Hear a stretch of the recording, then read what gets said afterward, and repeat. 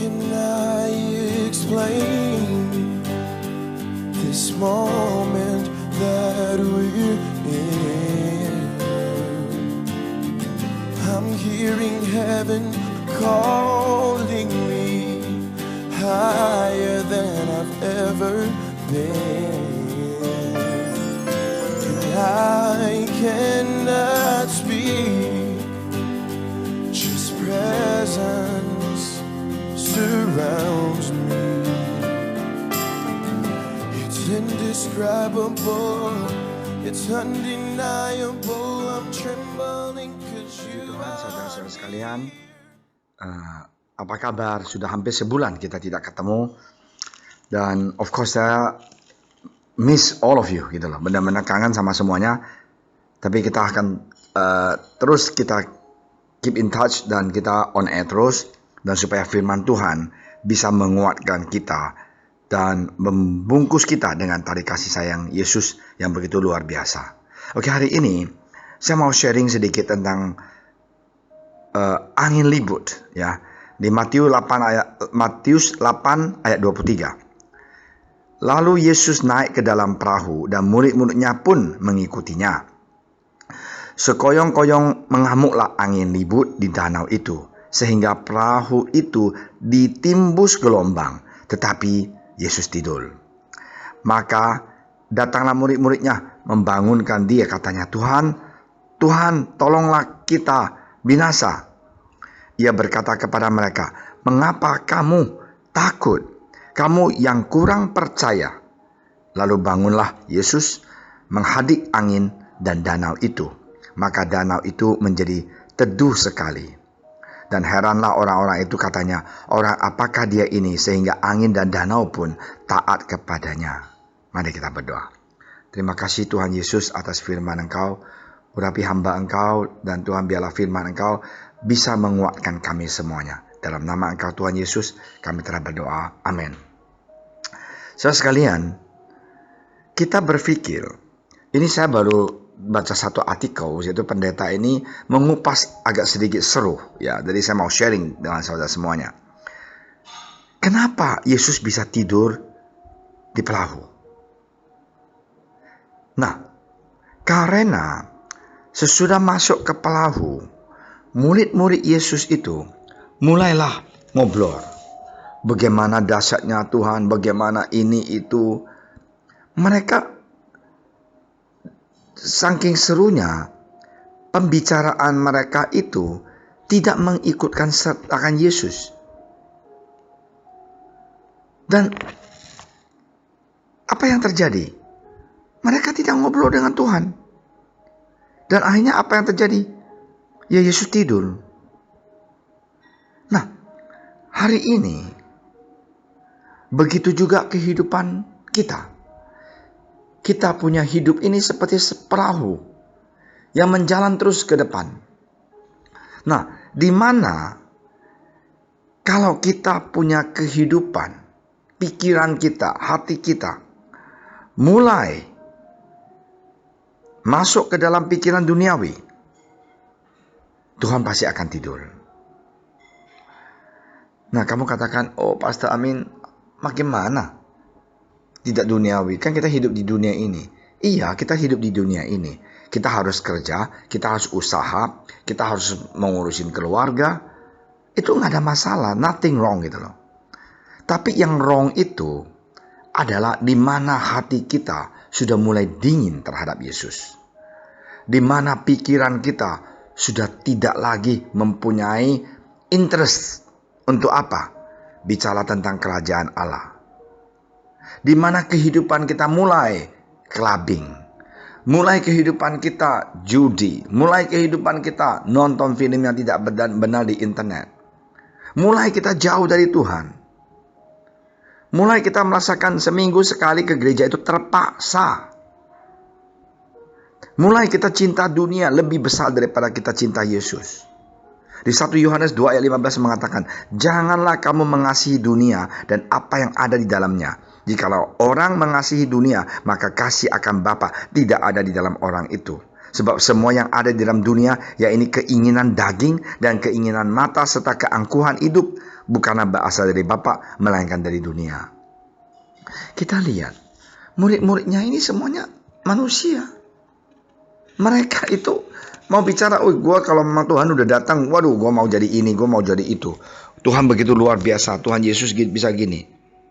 Nah, mereka sudah lupa ada Tuhan Yesus.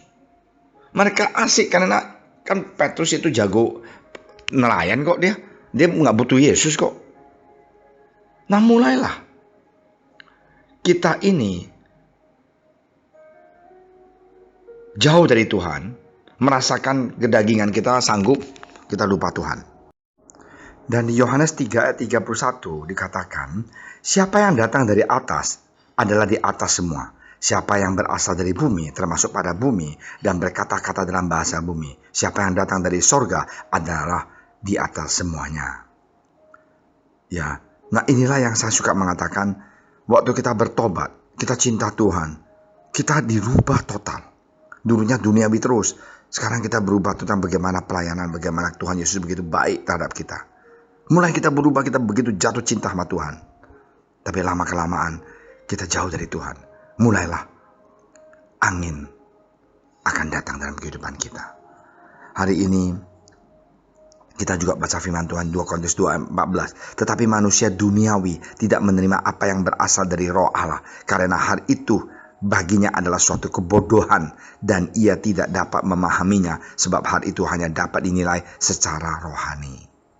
Saudara sekalian, kenapa hidup kita ini menghadapi angin ribut yang begitu besar? Kadangkala karena kita sendiri yang mengizinkan Yesus tidur di dalam kehidupan kita. Hari ini kita lihat apa yang terjadi di dunia. Amerika mengizinkan Yesus tidur di dalam bangsa dan negara mereka.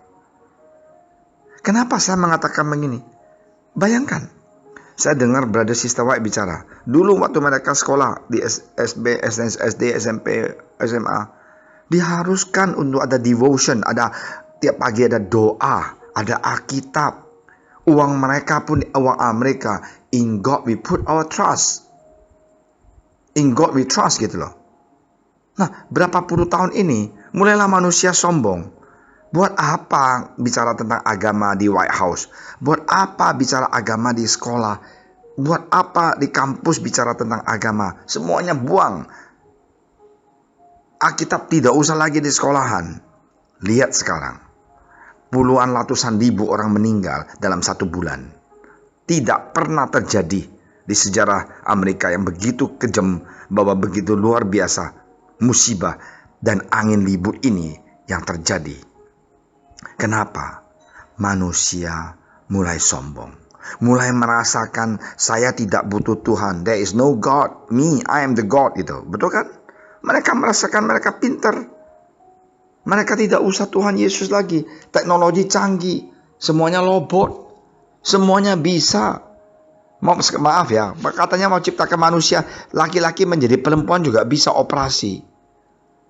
Tapi satu hal. Hanya satu virus saja menghancurkan semuanya ekonomi. Berapa puluh juta orang akan nganggur di Amerika karena COVID ini. Berapa orang akan kehilangan nafkah di dunia ini hanya sebulan COVID ini, 2 bulan di dunia ini. Saudara sekalian, apa sih yang kita bisa megah atas hidup kita? Kepintaran kita, kekayaan kita, habis semuanya dalam 1-2 bulan kalau kita sombong. Nah inilah angin yang begitu besar, angin ribut yang begitu besar, ombak yang begitu luar biasa dahsyat datang menghantam dunia ini. Bukan tsunami kejadian di Aceh, di Thailand, tapi ini tsunami dunia. Nah salah siapa? Kembali lagi, bukan salah Tuhan, salahnya manusia, karena manusia tidak pernah lagi mau memandang kepada Sang Penciptanya. Nah hari ini marilah kita ingat, kita bertobat, kita lock in di dalam rumah, kita dekat dengan Tuhan Yesus. Ya ingat satu hal, kalau kita Kita coba pikir. Saya juga baru berpikir, pernah nggak sih terjadi penyakit seperti ini di dunia? Saus terjadi di Singapura, dahsyat, di Hong Kong dahsyat, di Tiongkok, Guangzhou dahsyat. Tapi nggak sampai dunia. Ini COVID ini dunia. Iya kan? Nah, kenapa? Karena manusia sudah merasakan we do not need God. Kita tidak butuh Tuhan. Kita ini adalah Tuhan. Di Amsal 8:13 mengatakan, takut akan Tuhan ialah membenci kejahatan. Aku membenci kepada kesombongan, kecongkakan, tingkah laku yang jahat, dan mulut penuh tipu muslihat. Inilah hidup manusia sekarang, di zaman sekarang, bukan? Kesombongan, kecongkakan, tingkah laku yang jahat. Ini terjadi. Nah, satu lagi yang saya mau katakan, inilah yang harus kita lihat. Di Amsal 13:13, siapa meremehkan firman, ia akan menanggung akibatnya. Tetapi siapa taat kepada perintah, akan menerima balasannya. Manusia ini sudah tidak mau lagi firman Tuhan, perintah Tuhan. Orang Kristen cuma KTP doang, tidak mau berdoa, hanya mau berdoa untuk berkat, tidak pernah berdoa buat orang lain, tidak pernah mau doa puasa. Saudara sekalian, marilah kita, termasuk saya semuanya, sadar tidak ada yang kita bisa megah di dunia ini. Kita harus memandang Tuhan. Di Mazmur 123 ayat 2, lihat, seperti mata pala hamba laki-laki memandang kepada tangan tuannya, seperti mata hamba perempuan memandang kepada tangan nonyanya, demikian mata kita memandang kepada Tuhan Allah kita sampai Ia mengasihani kita. Marilah kita ingat ayat ini. Kita mau memandang Tuhan, supaya Tuhan menolong bangsa kita dan negara kita dan dunia. Memang saya baru sadar, penyakit COVID ini sudah hantam seluruh dunia, bukan satu negara. Kenapa? Kita tidak pernah memandang Tuhan. Kita anggap remeh Tuhan. Kita mengizinkan Tuhan Yesus tidur di dalam kapal kehidupan kita. Marilah kita bertobat dan bangunkan Yesus dalam kehidupan kita. Dengan kata lain, biarlah Tuhan menjadi raja di atas raja. Tuhan menjadi raja dalam hidup saya, hidup Anda, dan negara kita, keluarga kita, dan segala-galanya. Angin akan diledak. Yesus sanggup.